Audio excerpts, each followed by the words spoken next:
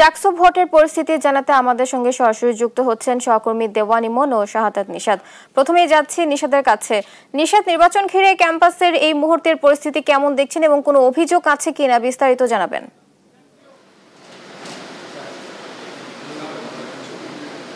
জি, আসলে জানেন যে ৩৩ বছর পরে জাহাঙ্গীরনগর বিশ্ববিদ্যালয় কেন্দ্রীয় ছাত্র সংসদ নির্বাচন সেটির যে আজকে আনুষ্ঠানিকভাবে ভোট গ্রহণ শুরু হচ্ছে এবং সকাল ৯টায় ভোট গ্রহণ শুরু হবে। আমরা এই মুহূর্তে আছি আল বিরুনি হলের সামনে, যেখানে ২১০ জন এই হলের শিক্ষার্থী তারা এখানে ভোট দিবেন। ইতিমধ্যে কিন্তু যে হলের ভোট গ্রহণের যে প্রস্তুতি সেটি কিন্তু শুরু হয়েছে এবং আমরা যদি একটু দেখানোর চেষ্টা করি, আপনারা দেখতেই পাচ্ছেন যে এখানে ইতিমধ্যে ব্যালট বাক্স রেডি করা হয়েছে, সেখানে শিক্ষার্থীরা এসে ভোট দিবেন। এবং যদিও ৯টা বাজে ভোট গ্রহণ শুরু, এখন 9টা বাজে, কিন্তু এখন পর্যন্ত কোনো ভোটার এখানে আমরা উপস্থিতি দেখতে পাইনি। এখানে মোট ১১,৯১৯ জন ভোটার তারা কিন্তু ২১টি হলে বিভিন্ন হলে তারা নিজ নিজ হলে তারা ভোট দিবেন, যার মধ্যে ৪৮.৮% কিন্তু ছাত্রী রয়েছে। ২১টি হলের ক্ষেত্রে কিন্তু ২১টি বুথ এখানে প্রস্তুত করা, ২১টি হলেই আলাদা আলাদা ভোট হবে, যেখানে মোট ২২৪টি বুথ থাকবে এবং প্রত্যেকটা হলের জন্য কিন্তু একজন করে রিটার্নিং অফিসার থাকবে। আপনারা জানেন যে এখানে ২৫টি পদের জন্য প্রতিদ্বন্দ্বিতা করছেন মোট ১৭৭ জন প্রার্থী, অর্থাৎ ১৭৭ জন প্রার্থী কিন্তু তারা তাদের জায়গা থেকে ২৫টি পদের জন্য লড়ছেন, যার মধ্যে এখানে বেশিরভাগই কিন্তু যে জোট করেই তারা প্রার্থিতা করছেন। বিশেষ করে আমি যদি একটু জানিয়ে রাখি, এখানে আমরা শিবির সমর্থিত যে জোটের নাম পেয়েছি সেটি নাম দেওয়া হয়েছে সমন্বিত শিক্ষার্থী জোট, যেখানে ভিপি পদে লড়ছেন এখানকার জাবি শাখার যে শিবিরের সদস্য আদিব এবং জিএস পদে মনোনয়ন পেয়েছেন জাবি শাখার শিবিরের অফিস ও প্রচার সম্পাদক মাজহারুল ইমন। একই সাথে এখানে বাকশাসের একটা আমরা অবস্থান দেখতে পেরেছি, যেখানে তারা 23 সদস্যের পূর্ণাঙ্গ প্যানেল দিয়েছেন এবং এখানে তারা কিন্তু তাদের ভিপি পদে যিনি লড়বেন তিনি হচ্ছেন এখানকার জাবি শাখার যে বাকশাসের আহ্বায়ক আরিফুজ্জামান উজ্জ্বল এবং একই সাথে সদস্য সচিব যিনি আছেন এইখানকার তিনি লড়বেন তহিদুল সিয়াম, তিনি লড়বেন এখানে জিএস পদে।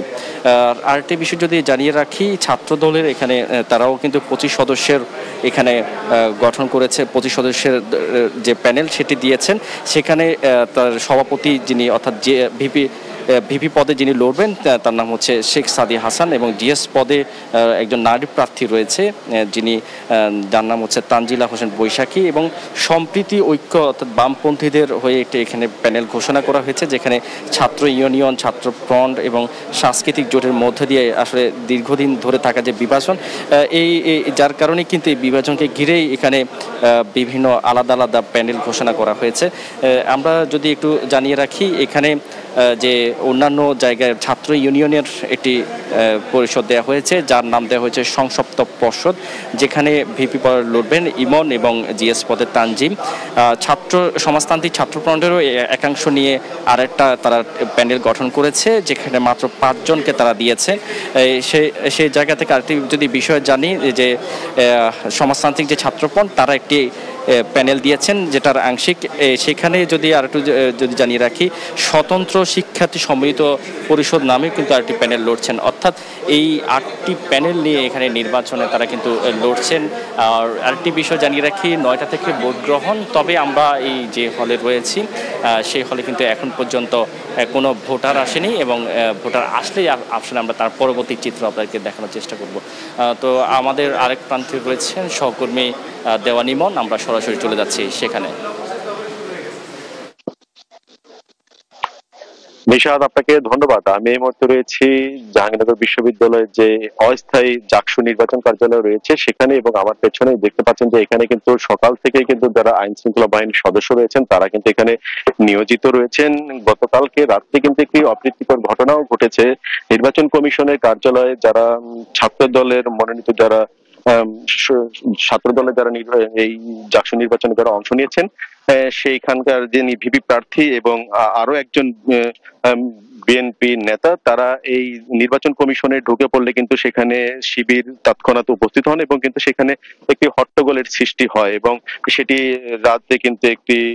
রাতে কিন্তু সেই হট্টগোলটি বেশ কিছুক্ষণ যাবৎ চলে।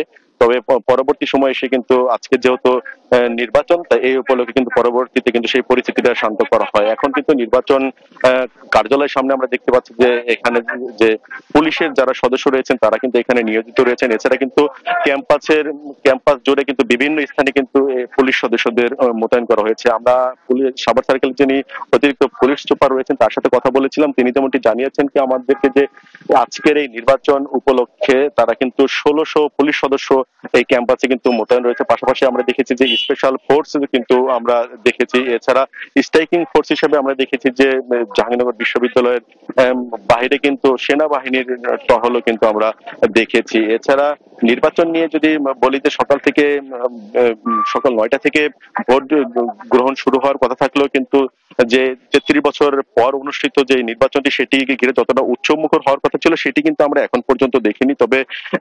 তবে দুটি হলে আমরা দেখেছি কিছু সংখ্যক ভোটার তারা প্রস্তুতি নিচ্ছেন ভোট দেওয়ার জন্য। তবে যেহেতু 9টা পেরিয়ে গেছে এখনো পর্যন্ত যে ভোটের যে আমেজ সেটি কিন্তু শুরু হয়নি। আমরা কিছুক্ষণ আগ পর্যন্ত দেখেছি যে সমস্ত ব্যালট পেপার গুলো রয়েছে সেগুলো কিন্তু বিভিন্ন কেন্দ্রে কিন্তু সরবরাহ করা হচ্ছে। তো এই ছিল আমার কাছে এখন পর্যন্ত এই জাকসু নির্বাচনের শুরুর সর্বশেষ খবর। তো চলে যাচ্ছে স্টুডিওতে। ইমন এবং নিশাদ, আপনাদের ধন্যবাদ। দর্শক, জাকসু ভোটের সর্বশেষ পরিস্থিতি জানাচ্ছিলেন আমাদের সহকর্মী দেওয়ান ইমন এবং শাহাদাত নিশাদ।